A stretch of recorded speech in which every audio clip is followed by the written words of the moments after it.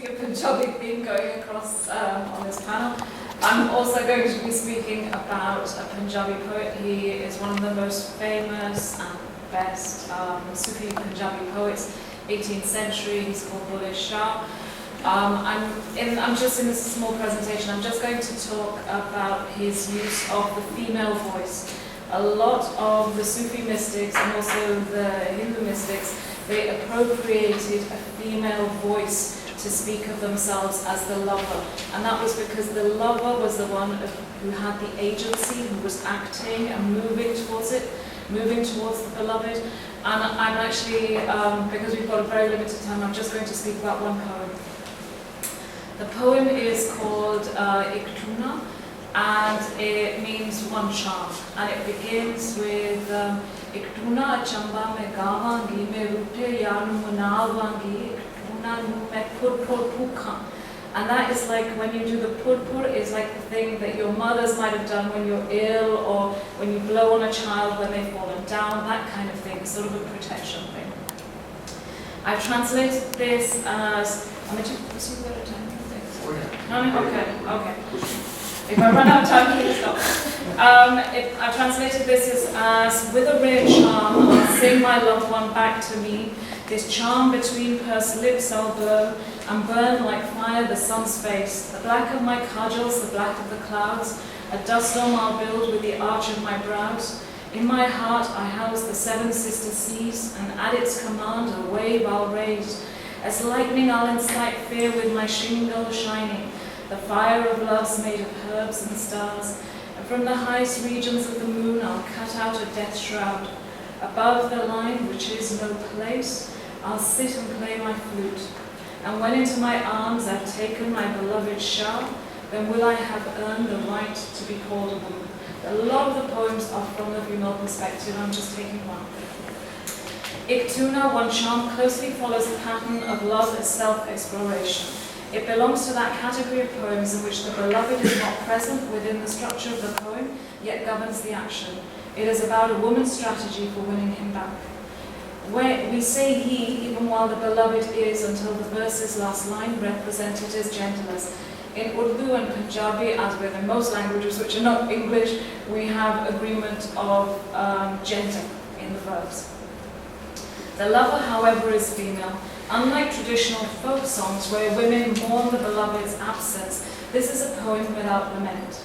The first two lines immediately set out the poem's central dramatic tension, and the entire poem is sung in the future tense.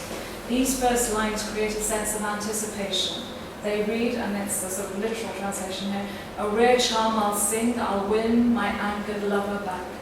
Two of the four words in the first line, tuna, charm, and the chamba, rare, though individually uncommon, build a picture when connected to what one would call, in some sense, the magical. Tone is important here. It is steady, matter-of-fact, and betrays a certain level of determination.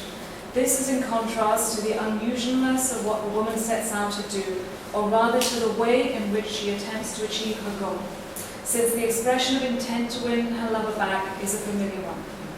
This distinguished characteristic of these opening lines is then neither the display of willpower nor the stated aims of the lover, but the singing of a charm. And as the poem progresses, we increasingly realize we are in a world which is unfamiliar to us. Iktuna is sung entirely in the female voice, and it has a female gaze in the sense that the speaker speaks from a female perspective. Sorry, cutting out massively here. She begins with a long litany of how the lover will woo her beloved back. The classical symbols of Sufi love poetry are all brought into play. Eyebrows, which are actually more important than eyes because they shoot out to the beloved. Eyes and the heart.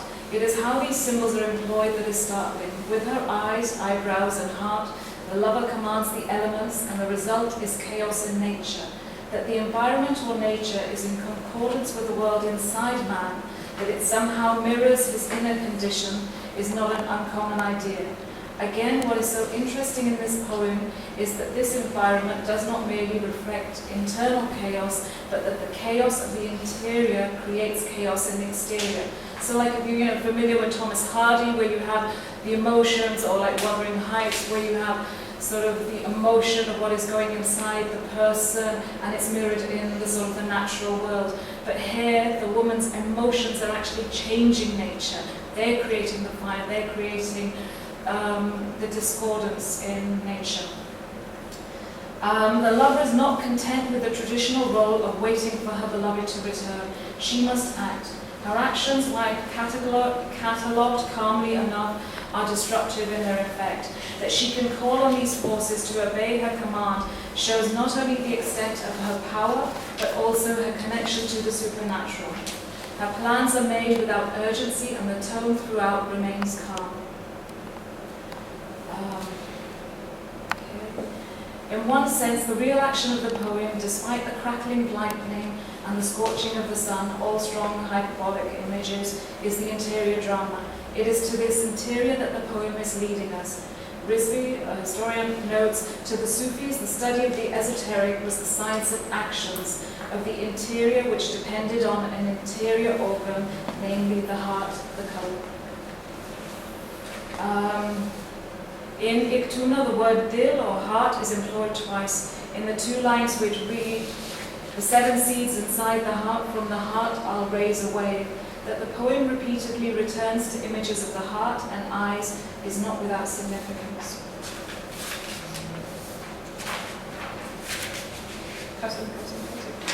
Sorry. Okay. While the lover in the subcontent, or Sufi vernacular poetry, is frequently a woman, except where he's a male murid, which is the student addressing his male murshid, which is the teacher. The lover in this poem is a particularly resolute figure of a woman. We find representations of powerful women in both the Islamic and folk sources.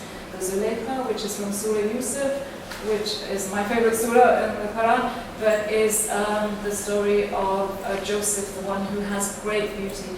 In the Persian tradition, where if you think of the Christian tradition, the story is all about Joseph. In the Persian tradition of poetry, it was all about the lover and Zulekha, just looking at this perfect, gorgeous man and being tempted, and what her temptation meant. The Lelas and the Heves. Does this poem then belong to their kind? In the steadfastness she displays to reach her beloved, she does. In her anonymity, in what one might almost call her self-containment, she does not. In many ways, the force of this poem is realized only in the context of those other poems and those other archetypal, I don't know what's happened to my language here, archetypal women.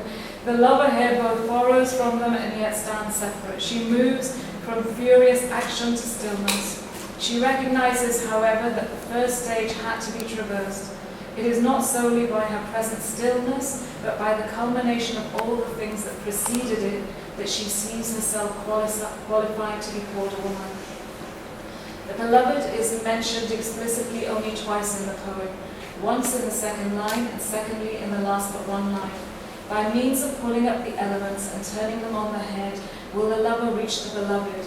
In the closing lines, the lover is seated and seeing playing the flute, seemingly content in her self-reconciliation.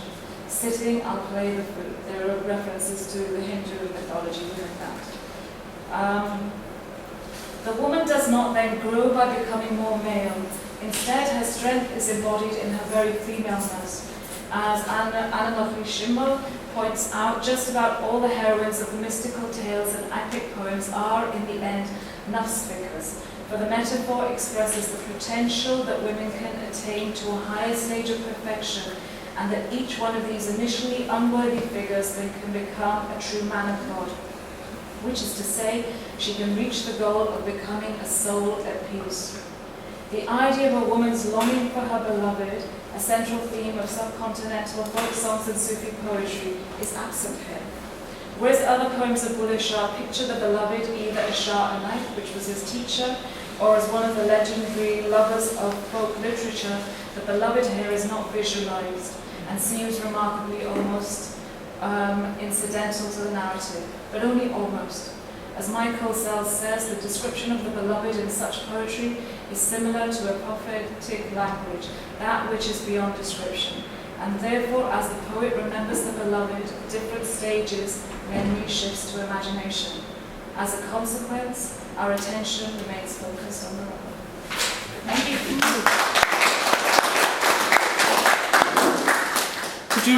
Could you read the poem to us? Have you got it in Punjabi? Oh, you haven't got it. Okay. Oh, that's all.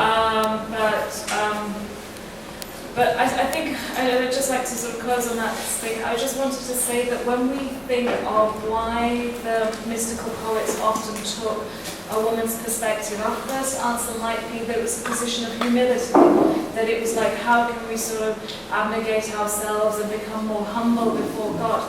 I don't think it actually works like that when you look at the poem, because they're strong women, they're powerful women. So at the same time, when you're just, opposing sort of things and ideas of weakness, they also have strength. And I think that's, to me, that was sort of a resounding sort of theme that's come from our panel, is that you might have a voice which seems limited, but it is also strong to yourself and to the people to whom you're addressing.